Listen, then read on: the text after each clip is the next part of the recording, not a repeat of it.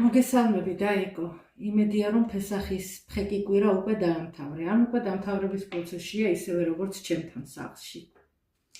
მაგრამ თავარი რაც არის ის თუ გავწმინდეთ და ავალაგეთ. მოდით ვნახოთ რა არის თავარი.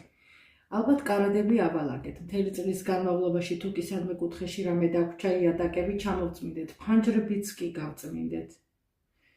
მტვერიც კი ავიღეთ, მიუხედავად იმისა, რომ მტვერი ხამეცი სულაც არ არის. მაგრამ თავარი, ის რაც მთავარია, ის თუ გავწმინდეთ. გვასწავლიან ჩვენი ებრაელი ბრძენები, ის რაც ჩვენ ფიზიკურად ვალაგებთ, ყვავილის ფოთლებიდანაც კი ვიღებთ მტვერს. ეს არ არის მთავარი. მთავარი ის არის თუ ჩვენში გავწმინდეთ ის უარყოფითი, რაც გროვდებოდა მთელი წლის განმავლობაში, მაგრამ დავფიქრდეთ, მთელი წლის კი არა, ზოგიერთ ჩვენგანს მთელი ცხოვრების განმავლობაში რაც ჰქონდა დაგროვილი უარყოფითი, ის ჯერ კიდევ არ გაუწმენდია, აწვება და აწვება. პატარა კენჭები დიდლოდათ იქცევა. სამწუხაროდ ასეა.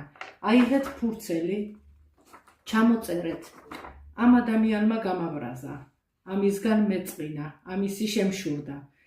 მეზობელმა რაღაც წამართვა და არ ვაპატიე და ასე შემდეგ. სია ალბათ იქნება ძალიან დიდი და ძალიან გრძელი. დამიჯერეთ ეს თუ მთელი წლის არ არის და მთელი ცხოვრების განმავლობაშია შეგროვილი, შეიძლება მთელი რვეული არ გეყოთ.